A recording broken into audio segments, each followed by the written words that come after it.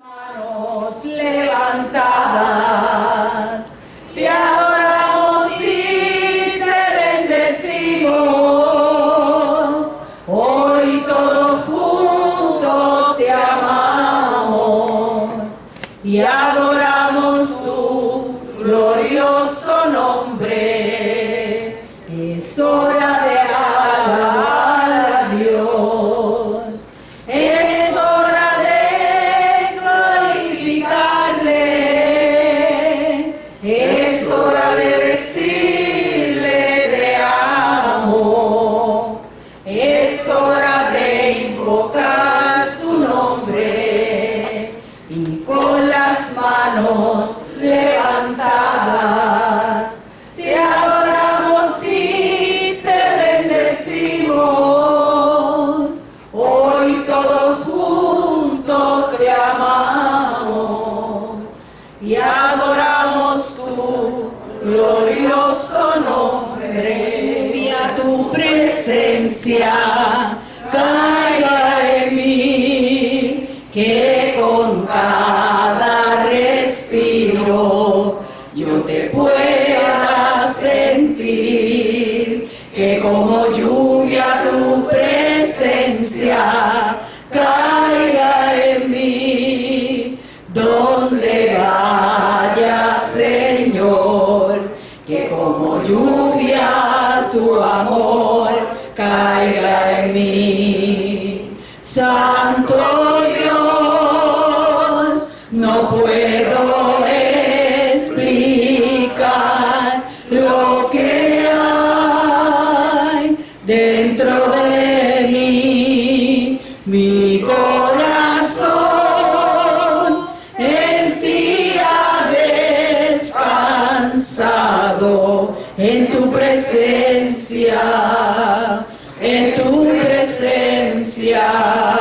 que como lluvia tu presencia caiga en mí, que con cada respiro yo te pueda sentir presencia. Reparto los primeros que lleguen y por ahí seguimos. Así que no sé ni a quién le di la número 1.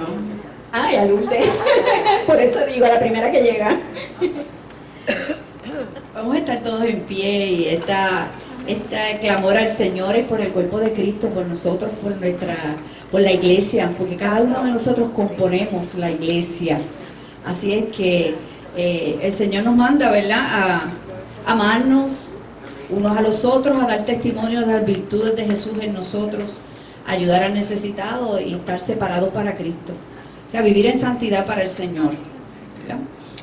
No murmurar, no juzgar, lo que hemos hablado en esta mañana. Así es que todos juntos vamos a orar por eso, porque pues somos débiles y en muchas ocasiones pues caemos en estas cosas y queremos pedirle al Señor, ¿verdad?, que nos ayude a ser como Él cada día. Amén. ¿Qué haría el Señor en cada cosa? Yo creo que eso nos ayudaría, ¿verdad?, a dirigir nuestros pasos y a tratar a nuestro hermano, a quererlo, amarlo como es, no a juzgarlo, perdonarlo así, exactamente, todas esas cosas que el Señor, ¿verdad?, desea para nosotros y le agradan, que como Él es la cabeza de este cuerpo, ¿verdad?, que nosotros como miembros que somos del cuerpo del Señor, que lo podamos agradar en todo lo que hagamos.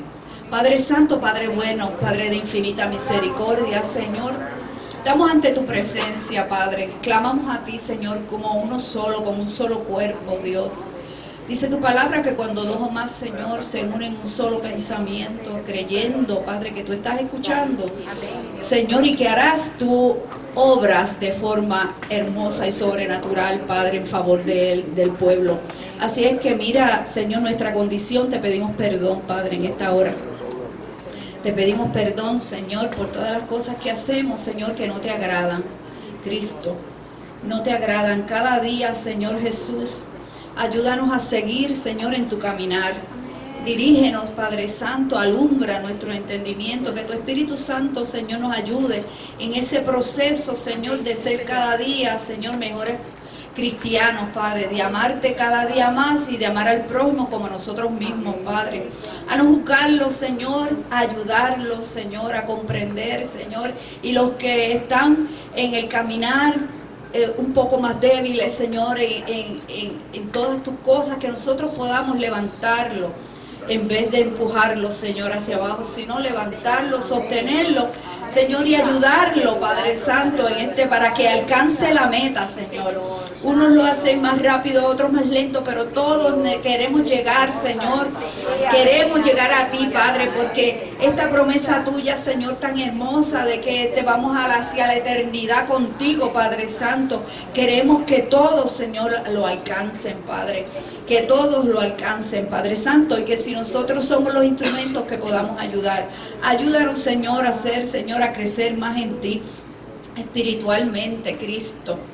Queremos crecer en tus cosas, Padre, a madurar cada día más, Señor, aleluya, a buscar tu presencia, a buscar tu palabra, Señor, que es nuestra guía, que es lo que nos dice, Señor, lo que tú quieres para nosotros, Señor, aleluya, que todo lo que necesitemos lo podemos encontrar allí, Señor, en tu palabra, a estudiar más tu palabra, Señor, oh Padre, porque de otra forma, Señor, en todo este tiempo con tantas exigencias, con tantos cosas, Señor, que nos jalan, nos quieren bombardear con cosas extrañas, Padre, con doctrinas que no son las tuyas, Padre. Ayúdanos, Señor, a mantenernos en ti, Padre, a mantenernos en ti, Señor, en Cristo, que tú seas nuestra roca firme, nuestro fundamento, Padre, que de ahí nadie nos pueda mover, Padre, que nadie nos pueda mover, no importa los vientos, no importa la tempestad, no importa los problemas, no importa la situación. Sabemos que en ti siempre podemos encontrar, Señor, lo que nos va a sostener, Señor. Tú eres el ancla nuestra, Padre. Tú nos mantienes fijos, Padre, en tus cosas, Señor. Gracias, mi Señor. Gracias, Señor. Y ayúdanos a ser mejores como iglesia, Padre. A separarnos para ti, Señor. Oh Dios, a seguir buscando la santidad, Señor. Porque dice tu palabra que sin santidad no te veremos, Padre. Y no es que lo hayamos alcanzado, pero pon en nosotros el anhelo de seguirlo buscando, Señor. De seguir buscando más y más para poder, Señor, verte algún día, Padre Santo. Aleluya. Ese es nuestro anhelo. Oh, estar ante tu presencia, Padre. Unos iremos antes, otros después, Padre. Pero queremos todos estar allí para alabarte, para bendecirte, Señor, porque eso es lo que vamos a hacer allí, Padre. Exaltar tu magnificencia, Dios. Aleluya. Tu majestad, Padre Santo. Gracias, mi Dios. Es en el nombre de Jesús que hemos orado. Amén y amén. Se muevan donde quiera que ellos vayan, y que tú, oh Dios, ilumines sus ojos, ilumines su mente, ilumines su corazón, para que todo aquello, Señor, que ellos vean, oigan o sientan, puedan, oh Dios del cielo, buscar solución en ti. Te pedimos, Dios del cielo, por aquellas personas que son los que le dan custodia, sean los padres, Señor, los encargados, sean Padre Celestial, los maestros, los abuelos, todas las personas que de alguna manera intervienen con nuestros niños, los preadolescentes y los jóvenes, que tú seas, Padre Santo, con esas personas, que es de suponer que como buen padre de familia, vele por el bienestar de esos niños. Vele por la seguridad de esos niños. Vele, Padre Santo, por la instrucción de esos niños. Padre, te suplicamos encarecidamente en el nombre de Jesús de Nazaret, que tú, Padre Santo, pongas una barrera para que ninguna persona le haga daño a ningún niño. Dios, que haya tal temor, oh Padre Santo, que ninguna persona maltrate a ningún niño. Señor, ten misericordia de las madres, porque son las más cerquititas que están de esos niños, y las que pierden, Señor, con más facilidad, Padre Santo, el control. Ten misericordia, Jehová, de cada madre, para que le dé su amor materno y no su mano castigadora. Y así el Padre, de la misma manera, Dios del cielo, que vea en los niños, Señor, instrumentos para bendición, en esta comunidad y en el mundo entero. Ay, Señor, que el castigo no sea maltrato, sino que sea la corrección, la enseñanza y la instrucción. Y que mediante esa corrección ellos puedan aprender a comportarse debidamente. Señor, muchos de los que estamos aquí sabemos que nuestros padres fueron fuertes, rígidos, fueron inflexibles, pero con todo y eso, Dios, tuvimos la oportunidad de conocerte a tiempo para reconocer, Señor eterno, que ese no es el sistema. A pesar de que le seguimos amando, sabemos que ese sistema no nos ayudó como debió habernos ayudado. Nosotros dispongamos en nuestro corazón el tomar acción sobre esas palabras que tú nos vas a dar y que queden grabadas en nuestros corazones, Señor, y que hagan aquello para lo cual tú lo envías, Padre. Gracias por nuestro hermano pastor, bendícelo a él y a su familia, Señor. Glorifícate en esta mañana a través de tu palabra. En el nombre de Jesús te damos gracias y en ti esperamos. Gloria al Señor. Dios les bendiga a todos en esta hora. Amén. Bendecimos al Señor, que es bueno.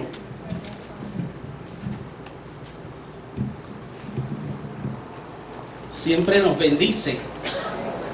Amén. Amén. Siempre nos bendice. Amén. Aun cuando vea la cena vacía, Dios siempre nos bendice. Sí, lo que pasa es que la gente dice que está vacía, aunque tenga un pote de sal, aunque tenga allí, no haya mantecado, ¿verdad? Le invito a buscar en su Biblia en la carta de Santiago, capítulo 5. Vamos a leer unos versos de esa escritura. Dios es bueno y poderoso. Amén. Ayer llovió, tronó y no nos molestó el alba. Había tapón, pero no había problema. No había problema. Amén. Tomé sopé también y no hay problema. Pero damos gloria a Dios. Amén. Santiago capítulo 5, vamos a leer del verso 7 en adelante.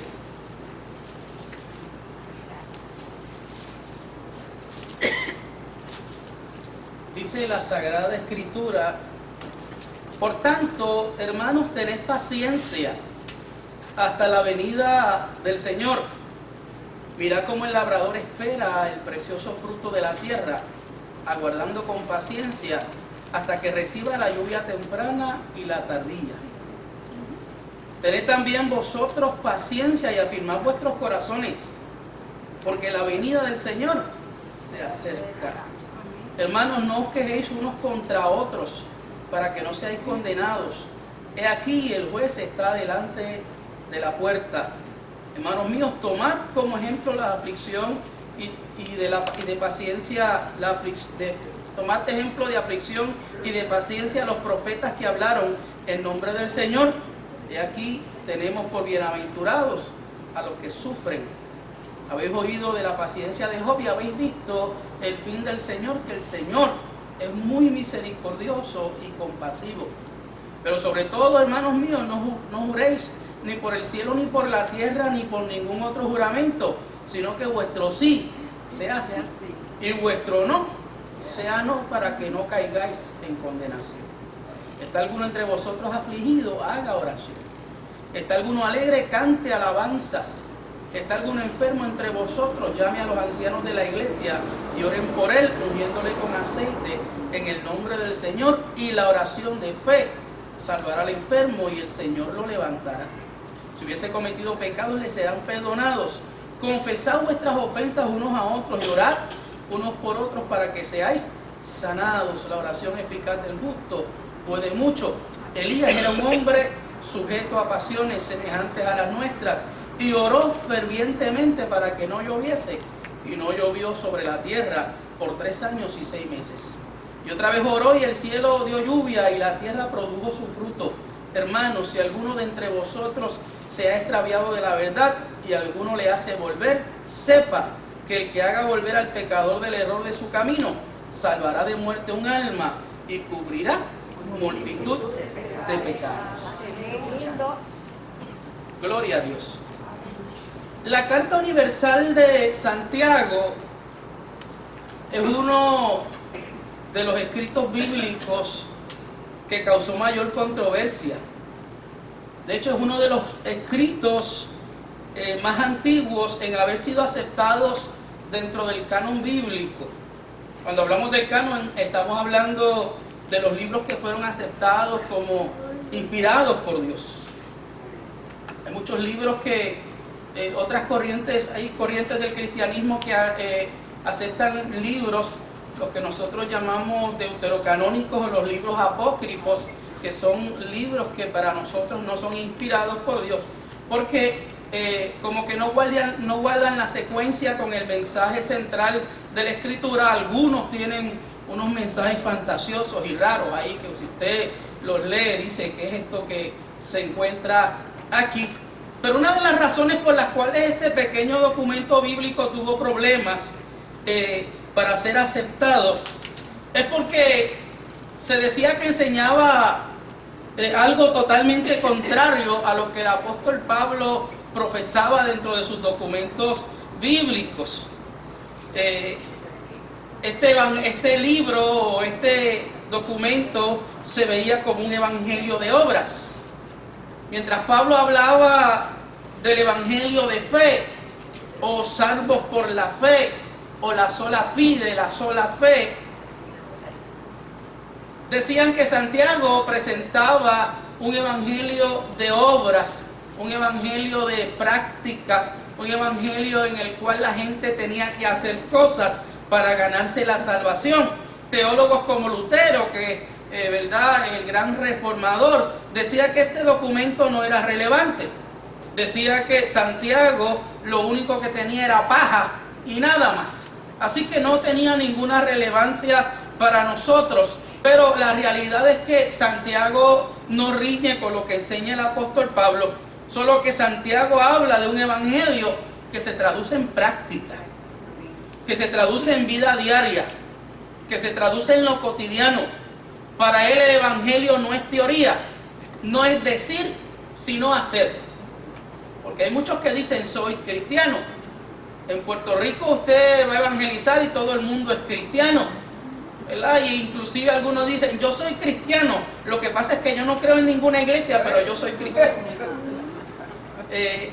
Por eso acentúa que la fe sin obras es muerta, y que la fe se evidencia a través de las obras. Tradicionalmente este escrito se le atribuye a Santiago, el hermano de Jesús. Santiago, el hermano de Jesús, no creyó ni apoyó a Jesús en su ministerio terrenal. Hay quienes piensan que inclusive estaba en contra del ministerio de Jesús. De hecho, hay un pasaje en el cual él está inquiriendo a Jesús para que vaya a Jerusalén, si es que él es el Mesías, y lo hace en tono sarcástico, y le dice, si es que tú eres el Mesías, vete y muéstrate allá, y haz algún tipo de señal. Pero el contenido de su escrito testifica que sí le había escuchado en algunas ocasiones. Pues la similitud de lo que contiene la carta de Santiago y lo que dice Jesús, son muchísimas las similitudes. De hecho, según el registro bíblico, conoce o tiene una experiencia con el resucitado que marcó su vida para siempre. En 1 Corintios capítulo 15, el verso 7 dice que a Santiago se le apareció el resucitado. Y oiga, a cualquiera que se le aparezca el resucitado, algo ocurre en su vida. Algo pasa en la vida de él. No es lo mismo que te digan, que tú veas, que tú experimentes. De igual forma sucede con aquellos que vienen a la fe. Por eso nosotros no solamente le decimos a la gente, ve a la iglesia o lee la escritura, ven para que veas. Date la oportunidad de conocer al Señor, porque no es lo mismo la experiencia de mi hermana, la experiencia de mi hermano, la experiencia de mi papá, que yo tenga mi propia experiencia y diga, de oídas te había oído, mas ahora mis ojos te ven. Ahora entiendo que eres una realidad viva. Luego lo vemos allí en el aposento alto junto a su madre y sus hermanos. Y al pasar del tiempo se convirtió en el líder de la iglesia de Jerusalén. Y esto es importante, hermanos, porque nos da esperanza a nosotros. No pierda la fe con su ser querido. No pierda la fe con su hermano, no pierda la fe con aquel que está distanciado, está descarriado, está en otro lugar, porque oiga, si nosotros sembramos, a su tiempo segaremos, dice la Escritura, si nosotros no desmayamos. Tenemos que confiar plenamente en que la palabra que sembremos, oiga, en algún momento va a germinar, porque la palabra no torna atrás vacía. Tenemos que tener la seguridad y la certeza de que si somos responsables con lo que nos toca, el Espíritu Santo hará lo demás. Así partamos de este mundo nosotros y no lo veamos. Sabrá Dios la gente que ha partido de este mundo en amargura, en tristeza, en dolor, porque por mucho tiempo estuvo hablándole a un familiar, por mucho tiempo estuvo trabajando a alguien, partió de este mundo y no sabe qué es de él, y a lo mejor en la eternidad se encuentra con ese ser querido que le dijo: yo quise seguir tus pisadas, yo quise seguir tu caminar. Así que se convirtió en el líder de la iglesia de Jerusalén. En Hechos capítulo 15 se le escucha hablando con autoridad durante la asamblea de Jerusalén, donde se acordó del ingreso de la gentilidad a la iglesia cristiana. Pablo, cuando habla de él, le menciona como una de las columnas del templo. También lo vemos encontrarse con Pablo para que éste le diera informe acerca de las misiones en el mundo gentil. Y Pablo le compartía lo que estaba viviendo, lo que estaba aconteciendo, cómo el evangelio iba transformando la vida de los gentiles. Santiago es considerado por los historiadores como un hombre piadoso, un hombre devoto, un hombre de profunda vida de oración. A veces uno dice: ¿cómo me gustaría que la gente me recordara cuando saliera de este mundo? Ojalá me recuerden como un hombre de oración. Ojalá me recuerden como un hombre o una mujer, en el caso de las mujeres, que vivían una vida de intimidad profunda con Dios. Un hombre que decían el hombre de las rodillas de camello. Y no de las rodillas de camello porque esté operado, no. No de rodillas de camello porque, no, de rodillas de camello, amén, por los callos que tenía en su experiencia de oración. Se le llamaba también Santiago el Justo porque este hombre tenía muy claro lo que era tratar a los demás como quería ser tratado. Este asunto de amar al prójimo como a uno mismo, ayudar a todos los que él podía. Y fíjese, siendo un hombre piadoso, siendo un hombre transformado por Dios, siendo un hombre de oración profunda, cuando vamos a la historia y vemos su muerte, tanto Josefo como Eusebio, que son historiadores de la iglesia, relatan que murió apedreado luego de ser tirado del techo del templo, donde lo empujaron y lo tiraron, y luego para rematarlo lo apedrearon. Y usted dice: ¿cómo es posible que esto pueda acontecer? Hermanos, a la gente de Dios le puede acontecer muchas situaciones. Así que a veces uno quiere escoger la muerte que va a tener, porque hay gente que dice: cuando yo sea viejito, que yo no le dé trabajo a mi familia, o que yo no le dé que hacer a nadie, o que yo tenga tal o cual situación. La realidad es, hermanos, si tenemos que vivir tal o cual experiencia, la vida es una, y como quiera Jesucristo es el Señor nuestro. Amén. A veces decimos: pero ¿cómo es posible que alguien pueda morir violentamente o pueda morir de repente? Oiga, la forma en que escoja Dios o la forma en que vaya a acontecer será un momento efímero y pasajero hasta que lleguemos a la eternidad con el Señor. Nadie quiere sufrir. A lo mejor nos gustaría resbalarnos y caer y ¡pum! Ya se acabó. O dormido, la gente dice dormido y con la almohada bien acomodada. Pero realmente Dios es el que tiene el control de nuestra vida. Así que un hombre piadoso y bueno muere de esta forma trágica.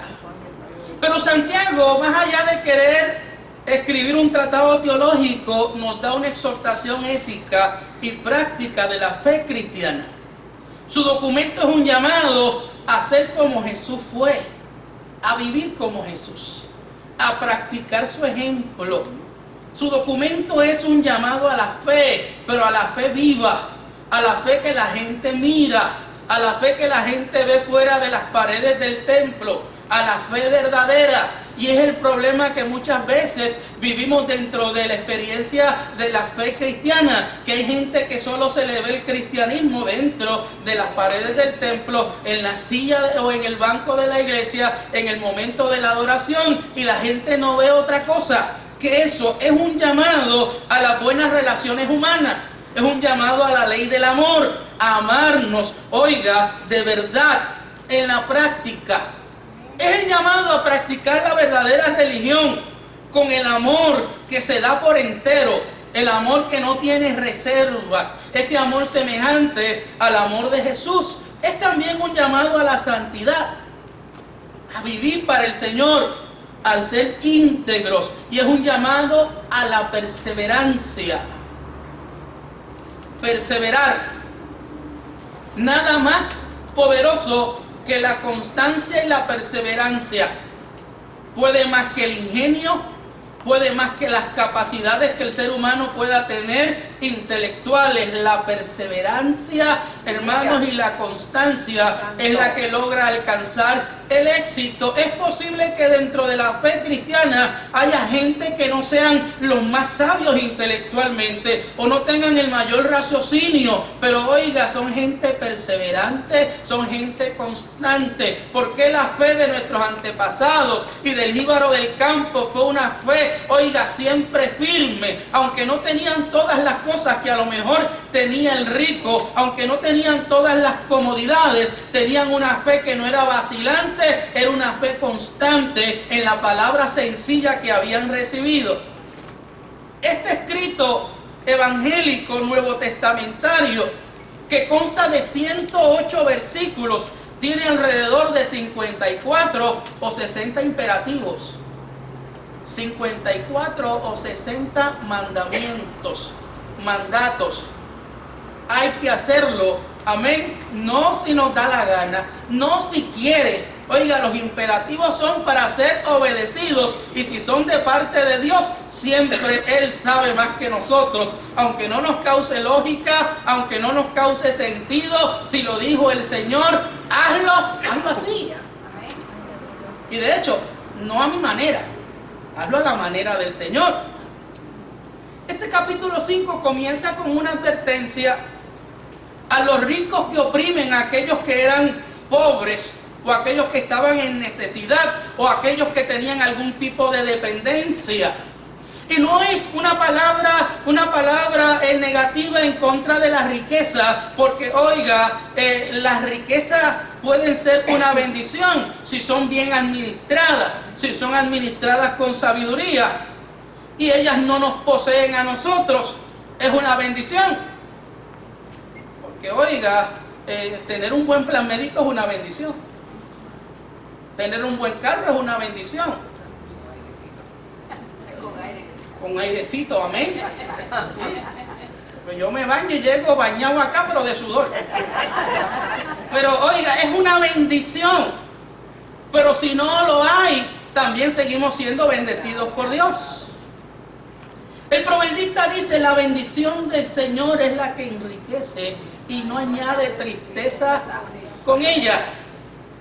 Pero cuando a la riqueza le falta la bendición del Señor, viene con ella la dificultad en forma de envidia, injusticia, opresión, robo, homicidio, abuso, maltrato. Porque miren que hay gente que se han enriquecido pisoteando a los demás. Hay gente que se han enriquecido dándole codo a los otros. Hay gente que se ha enriquecido, oiga, calumniando a su semejante. Hay gente que se ha enriquecido de forma deshonesta. Había ricos que oprimían a los creyentes, que vivían en la pobreza. Y si estos ricos eran judíos, se habían apartado de las enseñanzas espirituales de la Escritura y se habían transformado en gente mundana. dentro del judaísmo, los judíos sabían o entendían que eran prosperados por Dios mientras cumplían la ley.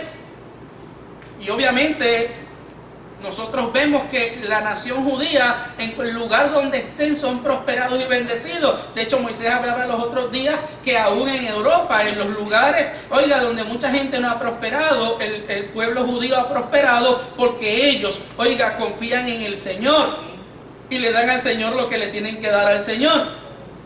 Santiago habla del juicio divino sobre los opresores y que su riqueza se va a convertir en llanto, se va a convertir en lágrimas, se va a convertir en pesar. Y nada más triste de ver cómo las riquezas y los bienes materiales en muchas ocasiones dividen las familias, crean conflictos entre hijos, entre padres, entre esposos, y a la hora de la verdad, donde hay una crisis familiar, lo que toma el primer lugar es quién se va a quedar con los chavos, o cuánto le toca a quién. Entonces el verso 7 en adelante exhorta a Santiago a los creyentes a ser pacientes, a ser perseverantes ante la opresión. Les dice, ejerzan la virtud de la paciencia. Y la virtud, oiga, la paciencia es una virtud tanto como un fruto que produce el Espíritu Santo en la vida de cada creyente. Así que si usted tiene el Espíritu Santo de Dios, tiene paciencia, tiene que desarrollarla, pero está ahí. Aunque esté en cierne, aunque esté por florecer, va a dar el fruto. Aunque esté bien honda. Tengan paciencia. Paciencia perseverante. Tengan paciencia. La paciencia que no se rinde, porque la venida del Señor está cerca. Oiga, el tema de la venida del Señor era una gran fuente de esperanza para los primeros cristianos. Los cristianos del primer siglo. Los cristianos primitivos esperaban, oiga, como una bienaventuranza, era fuente de esperanza para ellos el que el Señor viene, el que el Señor vuelve. El que las palabras de aquellos seres angelicales que dijeron, este mismo que ustedes ven que hoy se va al cielo, así mismo volverá. Y que los cristianos hayan dejado de esperar al Señor con expectación, hoy es otra cosa. Los primeros cristianos creían en el inminente regreso de Cristo en su generación. De hecho, el apóstol Pablo también creía, oiga, que el Señor venía pronto. Inclusive el libro de Tesalonicenses, uno de los temas principales o el principal es el tema de la segunda venida. Pero el tiempo del Señor o el kairos de Dios es distinto al cronos nuestro, es distinto a nuestro tiempo, porque para el Señor un día es como 1000 años y 1000 años como un día. La venida del Señor, o la parusía como se le conoce en el griego más común,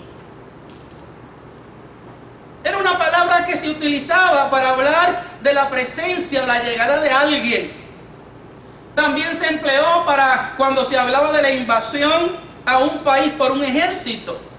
También para referirse a la llegada de un rey o un gobernador a una provincia o un imperio. De manera que cuando se aplica a la persona de Jesús, significa que la segunda venida de Cristo es la invasión final de la tierra desde el cielo, oiga, de nuestro Señor. Es la venida del rey para recibir el sometimiento y la adoración de parte de sus súbditos. Y el Nuevo Testamento, hermano, es categórico cuando afirma que nadie sabe el día ni la hora, que solo Dios. Y hay gente que han tratado de hacer conjeturas y cálculos matemáticos y cálculos científicos acerca de esto. La Escritura dice que nadie sabe ni el día ni la hora. Lo único que dice el Nuevo Testamento, oye, es que será de repente, como relámpago que sale del oriente, o como ladrón en la noche.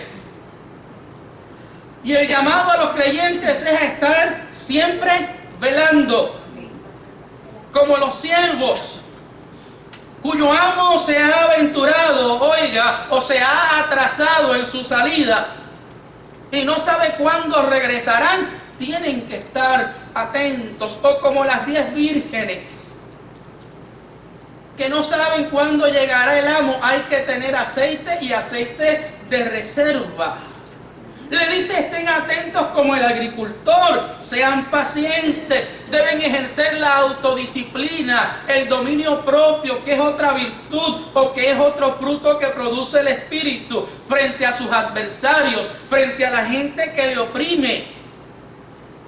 En ese verso él describe las expectativas de un campesino que anticipa una cosecha abundante, pero que debe esperar con paciencia. Porque por más que usted, mire, hostigue a la mata a que le dé el fruto, no se lo va a dar.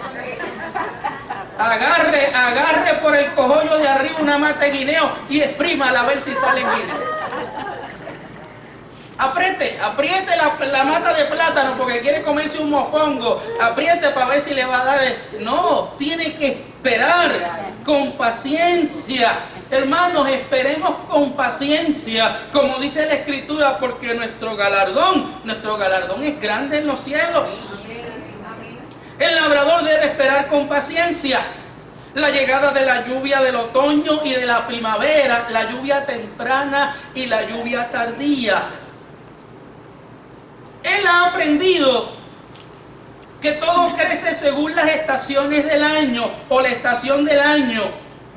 ¿Sabe usted cuántos días son necesarios para que una planta se desarrolle? El agricultor, el que tiene la práctica, aquel que ha estado en esa vivencia, ¿sabe? Y ve una mata y dice, ya esa va a echar guineo. Y ve una mata y dice, ya mismito produce. ¿Sabe también que sin la cantidad de agua adecuada, oiga, el fruto no se va a dar? Pero también si llueve demasiado, sabe que la cosecha se va a echar a perder. Pero tiene que esperar. Hay que esperar con paciencia, hermano. Y los días que estamos viviendo son difíciles, son duros. Oiga, y es posible que se pongan más duros y más difíciles. Pero tenemos que esperar con paciencia porque hoy está más cerca, oiga, de nosotros la redención del día que nosotros creímos. Hoy está más cerca el advenimiento del Señor, ya sea el rapto, el Señor nos venga a buscar. Hoy está más cerca de nosotros. Y Santiago presenta como ejemplo de paciencia triunfante. No la paciencia que dice hasta aquí llegué. No la paciencia que dice lo siento, pero ya se me terminaron las fuerzas. Presenta a los profetas. Aquellos que predicaron, aquellos que llevaron el mensaje, aquellos que padecieron tribulación, soportaron la prueba.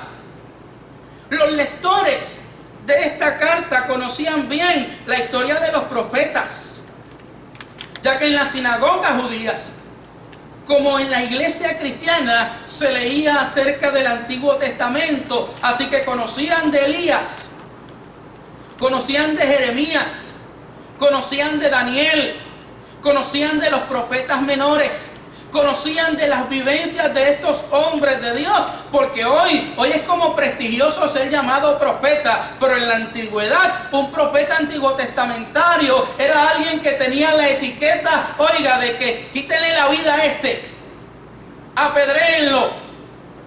Era alguien que tenía la etiqueta puesta sobre sí, oiga, del juicio de la gente en contra de lo que la gente quería escuchar, el juicio de la gente, porque lo que el profeta venía a decir, oiga, no era tú estás bien, vete por ahí, sigue para adelante, eso está chévere. No, los profetas venían a pronunciar juicio, venían a pronunciar una palabra fuerte, dura, porque el pueblo andaba totalmente de espaldas a Dios. Y de hecho los profetas no solamente hablaban, sino que hasta escenificaban ellos con su propio cuerpo. Algunos se pusieron un yugo, otros, hay uno que dice que anduvo con las nalgas al aire.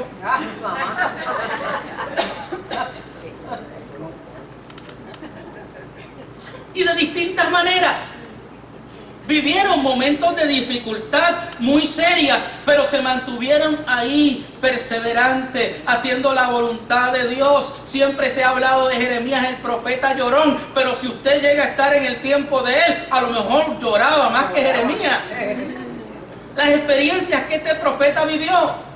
La experiencia de Daniel, que inclusive fue echado a un pozo de leones, a un horno, vivió momentos de dificultad por la envidia de aquellos que eran semejantes a él en su puesto político, pero no tenían su sabiduría, no tenían su gracia, ni tenían tampoco la intimidad con Dios que le hacía a ver a este hombre, o ser este hombre, un hombre de una visión extraordinaria. Así que estos hombres que sufrieron, que padecieron, pero que se permanecieron perseverantes haciendo la voluntad de Dios, los llama Santiago gente bienaventurada. Y escuchar la palabra de bienaventuranza es escuchar el eco de unas de las palabras de Jesús. Bienaventurados sois cuando la gente os insulte, os persiga y diga todo tipo de cosas malas, de todo tipo de mal contra vosotros por causa de mí. Regocijaos y alegraos, porque grande es vuestra recompensa, vuestro galardón en los cielos. Los que perseveran con paciencia, los que no se rinden en el camino. Santiago escribe al comenzar su documento, oiga, en el verso 2 en el capítulo 1, bienaventurado el hombre que persevera bajo la prueba, aquel que se mantiene de pie. Y no es que nos flaqueemos, es que flaqueemos y nos levantamos. Es que nos podemos, oiga, deslizar en las rodillas, pelarse, pero volvemos de nuevo a nuestra posición. De hecho, el verso 2 del primer capítulo del documento de Santiago le dice: tened por sumo gozo cuando os halléis en diversas pruebas. Y ya mismito hablaremos un poquito sobre el gozo. El otro ejemplo de perseverancia que utiliza Santiago, podríamos llamar, es el ejemplo clásico de Job. Un ejemplo del cual ellos tenían que haber escuchado con frecuencia en los discursos de la sinagoga. Generalmente hablamos de la paciencia de Job. Y al leer, hermanos, el tremendo drama de su vida, lo vemos apasionadamente resentido por las situaciones que se amontonaban sobre él. Cuando usted lee la vida de Job, y usted comienza a comparar su dificultad, usted dice: bendito sea Dios, y yo no he pasado nada como con lo que ha pasado Job. Cuando usted ve que eso es llueve sobre mojado, era como Job tener una nube negra encima de su cabeza, lloviéndole todo el tiempo. Una dificultad tras otra, y una dificultad tras otra, y una situación más difícil tras otra. Momentos muy duros, momentos angustiosos, momentos, oiga, donde busca refugio, apoyo. Y llegan los amigos. Y aparece la mujer que venía a hacer ese apoyo emocional. Ese apoyo: ven acá, nene, llora en mi hombro. Así como hace su esposo. Ven acá, estoy aquí para ayudarte. Cuéntame qué es lo que te pasa. Cuando aparece la mujer y le dice: muchacho, tú estás más fastidiado que los fastidiados de este mundo. Maldice a Dios y muérete. Y así no me más candela a mí tampoco. Cuando este hombre vive esa experiencia, cuestionando los argumentos de sus amigos, porque estando en esa situación, sus amigos le dicen: es que tú estás pecando, tú estás haciendo algo malo. Habla, confiesa tu pecado. Tú estás viviendo de espaldas a Dios. Tú estás haciendo cosas que no debes hacer. Cuando él oye los argumentos de sus amigos, agonizando desafiante frente al terrible pensamiento de que Dios se habrá olvidado de mí, me habrá abandonado. ¿Qué yo he hecho? Ante el cuestionamiento de este hombre. Porque oiga, hay gente que quiere que usted actúe no como un ser humano en medio de las crisis. Y usted es un ser humano. Usted es una persona que tiene sentimientos, que tiene emociones, que cuando las cosas duelen, duelen. Yo me he llevado el dedito chiquito del pie con una de esas sillas cuando limpiaba aquí como 15 o 20 veces. Me quitaba los zapatos y eso duele.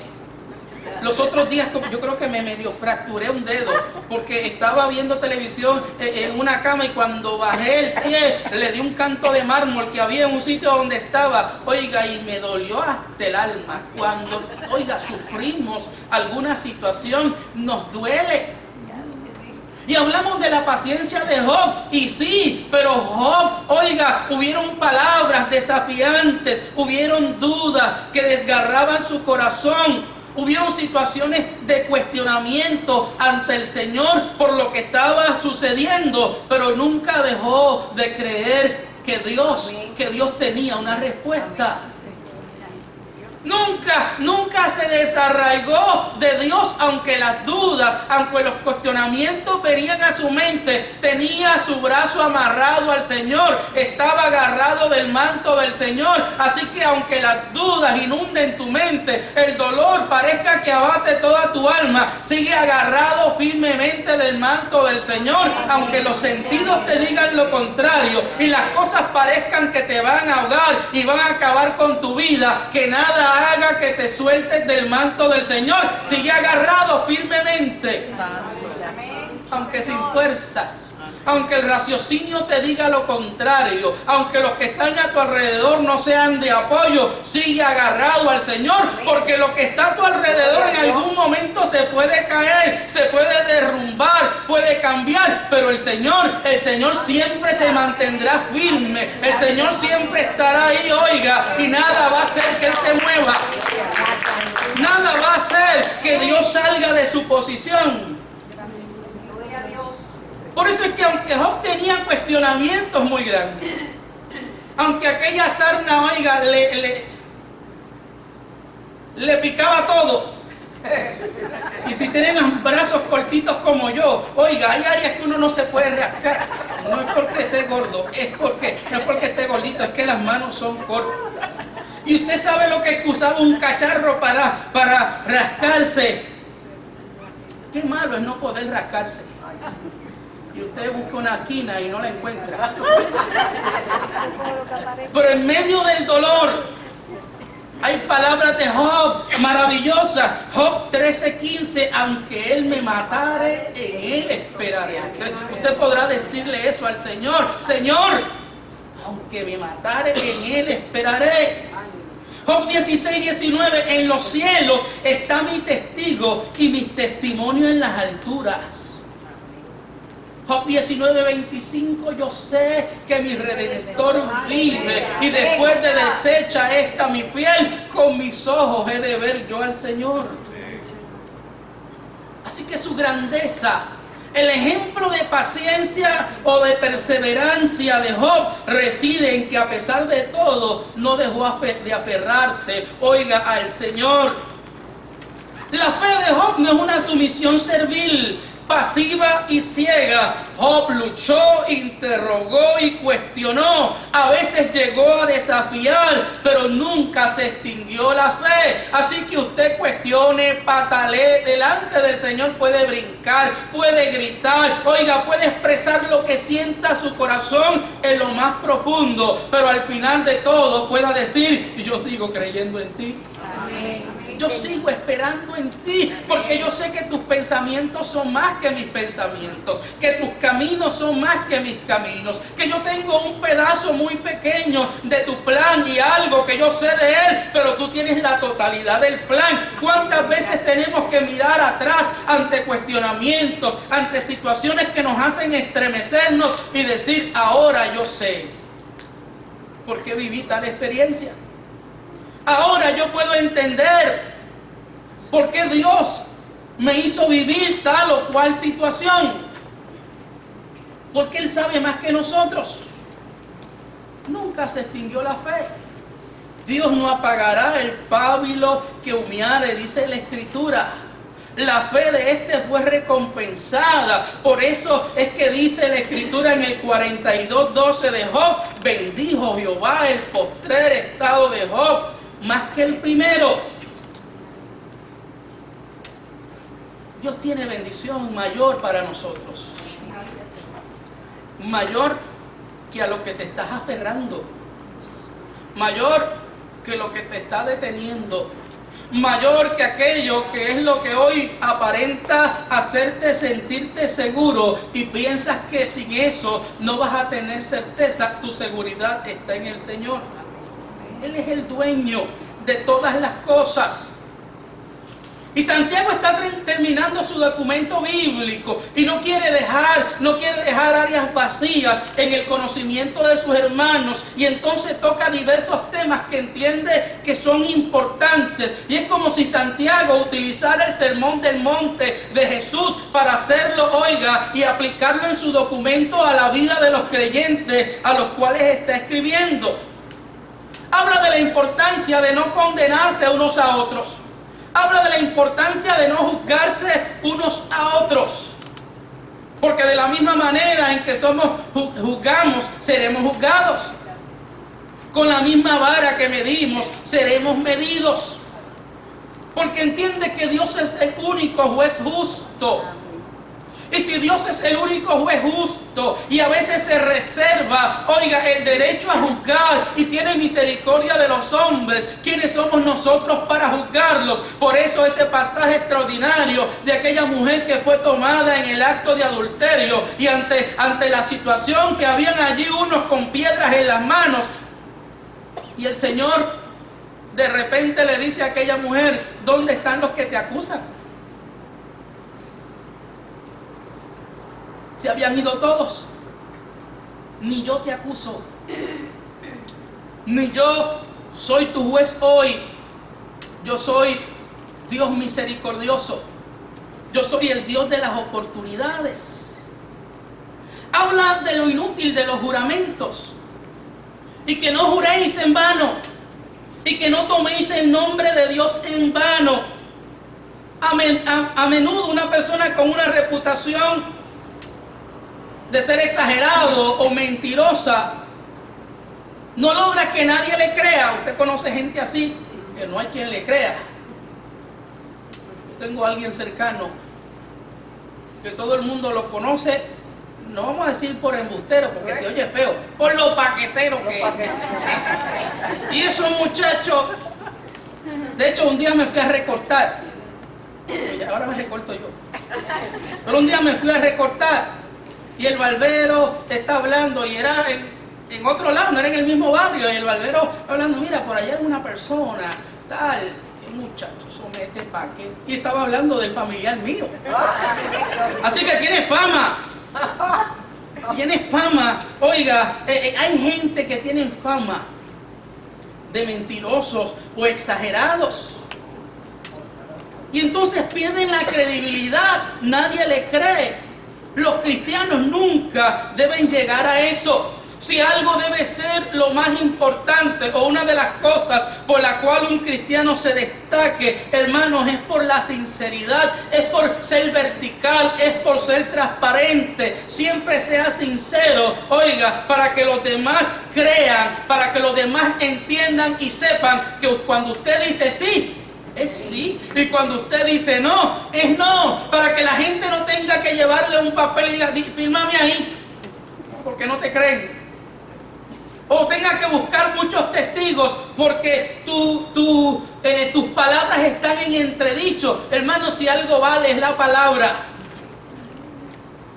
Cuando uno no tiene posesiones materiales ni tiene nada, oiga, el valor más grande lo tiene la palabra de uno. Lo más triste es cuando alguien le dice a otro: tú no tienes palabra. Al evitar mentiras, medias verdades y omisiones a la verdad, a usted se le va a llegar a considerar como alguien confiable. que donde tú estés seas la persona de mayor confiabilidad.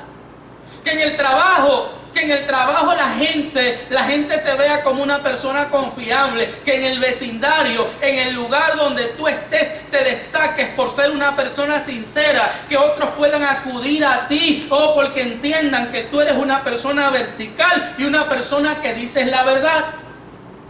Que otros, como sucede muchas veces en los trabajos, ven acá, vamos a ir donde fulano, porque fulano no nos va a mentir, él va a decir la verdad.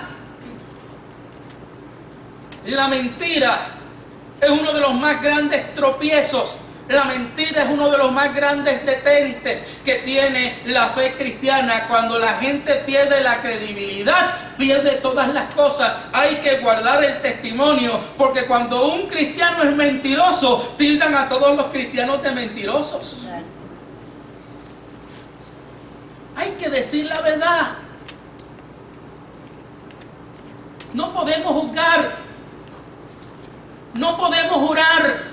Y había gente que, como tenían ese problema de que oiga, no eran personas sinceras. Acostumbraban a estar jurando por cualquier cosa. Y acostumbraban a jurar por el cielo o por la tierra.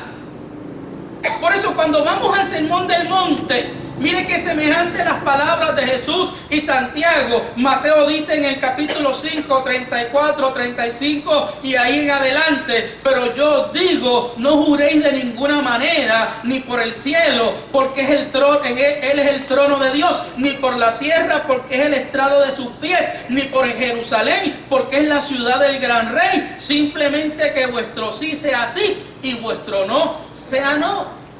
Santiago 5:12 dice: sobre todo, hermanos míos, no juréis ni por el cielo, ni por la tierra, ni por ninguna otra cosa, que vuestro sí sea sí y vuestro no sea no. Hay que guardar nuestra credibilidad. Hay que guardar nuestro testimonio.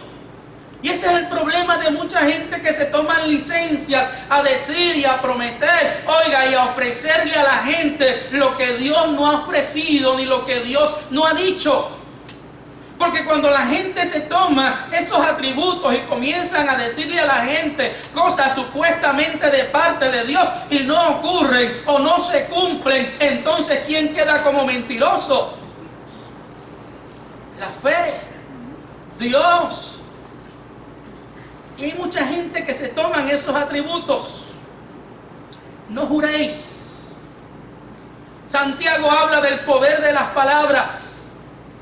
Condena el juramento tanto como lo condena Jesús. Jesús dijo que ninguna palabra corrompida salga de vuestra boca. Que el mundo sepa que tu palabra, hermanos, es tan buena como el oro. Que tu palabra es tan buena, oiga, como el billete de 100, de 100, ¿verdad? De 200 yo nunca he visto uno. ¿De 100 no se ven? Ah, pues yo tuve un recuerdo de alguno de ellos. ¿No juguéis?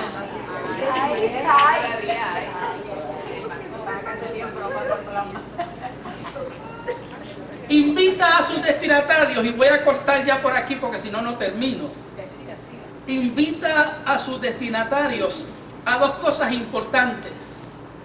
En medio de la persecución y en medio de las dificultades, si estás triste, haz oración. Si estás afligido, métete en tu cuarto. Métete en tu habitación. Porque la prueba puede causar dolor y aflicción. Nuestros sentimientos pueden ser sacudidos. La respuesta de Santiago: hay que cavar y hay que ahondar. Hay que profundizar. Y es a través de la intimidad y la oración que tenemos, oiga, ese cimiento bien fuerte y profundo. Es la oración, la catarsis del alma, ese proceso, ese momento donde le decimos a Dios todo lo que le tenemos que decir. Es en su presencia donde hay plenitud de gozo. Entra en la habitación secreta, que el Dios que ve en lo secreto te recompensará en público. tienes una herramienta, una disciplina espiritual para los momentos en que estás afligido, y dile al Señor: estoy afligido, estoy triste, como dijo Jesús, mi alma está angustiada hasta la muerte. Pero si estás alegre, canta alabanzas. Cántale al Señor. La iglesia primitiva era una iglesia que cantaba. Estos creyentes se caracterizaban por estar siempre dispuestos a cantar. En Efesios capítulo 5, 19, se habla de, era una cosa característica de los cristianos, el hablarse unos a otros con salmos, con himnos y cánticos espirituales, entonando en sus corazones melodías espirituales. De hecho, la iglesia de Cristo, la cual yo pastoreo hoy, que hoy es Ministerio Sanador, esta iglesia enseña dentro de su teología a cantar a capela, porque para ellos los instrumentos no se los presentaron como parte de la iglesia neotestamentaria, y ellos utilizan este texto para presentar su teología acerca de la música. Y estas iglesias tienen coros a capela, y tienen gente que enseñan a cantar a capela. Pero hay que cantarle al Señor. El gozo que había en el corazón de los cristianos se expresaba a través del canto. El mundo pagano siempre fue un mundo triste, un mundo abrumado. Y cantábamos nosotros los cristianos un coro que hasta hemos llamado antibíblico: no puede estar triste un corazón que tiene a Cristo. No puede estar triste un corazón que tiene a Dios. Y oiga, sí puede estar triste, lo que no puede es estar siempre triste. Canto con gozo y alabo a mi Cristo, no puede estar triste. Obviamente no puedes vivir siempre en tristeza. Claro que hay momentos de tristeza, porque el mismo Jesús estuvo triste, lloró frente a la tumba de Lázaro, y hay momentos para reír y hay momentos para llorar, pero el gozo del Señor es nuestra fortaleza. Siempre la iglesia ha sido una iglesia que canta. Cuando Plinio, el gobernador de Bitinia, escribió al gobernador Trajano en el año 113 después de Cristo para informarle de la nueva secta de los cristianos, le manifestaba, por lo que él había escuchado o sabía, que ellos tenían el hábito de reunirse en determinado día, antes de que hubiese luz, y entonces cantaban en versos alternados un himno, como si Cristo fuese Dios. La iglesia cantaba. De hecho, los cristianos perseguidos cantaban. Inclusive los cristianos que iban al martirio, algunos de ellos iban entonando cánticos al Señor. No solo cante en las cuatro paredes del templo, no solo cante en el momento de adoración o en el que usted dirige la adoración. Cántele al Señor, porque a veces vemos a los adoradores allá arriba, que eso es: muchachos, canten, adoren.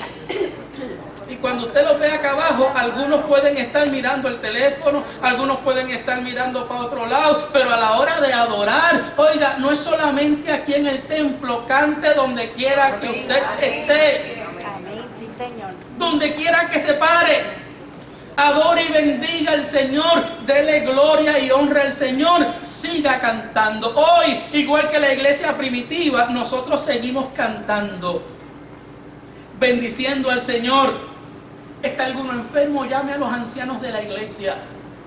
Oren, únjalen con aceite, no porque el aceite tenga poder mágico. Claro, los judíos utilizaban el aceite de oliva y creían que tenía propiedades curativas. Hoy nosotros lo usamos como símbolo del Espíritu Santo de Dios, y oramos también por los enfermos. La iglesia siempre postuló la sanidad divina. Creemos que Dios sana, creemos que Dios le dio autoridad a la iglesia para sanar. No que sana a todo el mundo como la gente piensa, porque hay gente a la que Dios no sana. Él sana a quien Él quiere sanar. No le prometa sanidad a alguien, porque el que sana es el Señor. Amén. Usted sabe los cuentos que yo he escuchado de gente que le profetizaron que iban a ser sanados, y oiga, hoy están 10 pies bajo tierra. Se sanaron, sí, para siempre. Pero hay que tener cuidado con eso. Dios, si quiere sanar, Él va a sanar y va a usar a quien Él tenga que usar para la sanidad. Quiere decir esta escritura que cuando tengas una situación física difícil y una situación dolorosa, vayas ante el Señor primero. Tú eres mi Señor, tú eres mi sanador, tú eres el que hiciste el cuerpo, tú eres el que tienes la capacidad de ponerlo a funcionar bien. Pero Él le dio la capacidad a los médicos, Él le dio a los médicos la ciencia, Él le dio a los médicos también sabiduría, y gloria a Dios, hermanos. Porque dentro del evangelio y dentro de la experiencia cristiana hay gente que ha muerto porque no los han querido llevar al hospital. Hay gente que no han sobrevivido a situaciones porque otros piensan que a través de un movimiento espiritual va a acontecer lo contrario. Y quien tiene el control sobre la vida es Dios, hermano. Hay que hacer lo que nos corresponde. Y como el tiempo se acabó,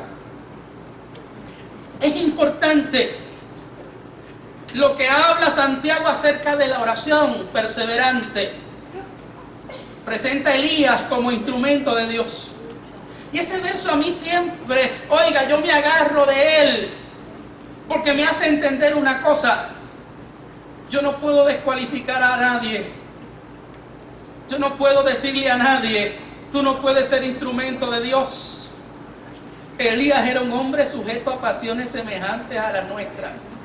Y oró para que no lloviese, y no llovió.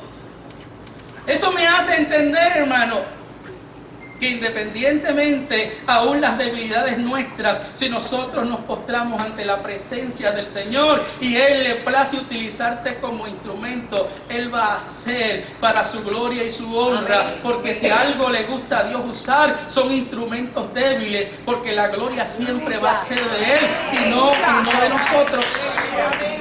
Finalmente Santiago dice: aquel que haga volver al pecador del error, aquel que tenga la capacidad de llevar a otros a que vuelvan al camino, salvará de la condenación un alma y cubrirá multitudes de pecados.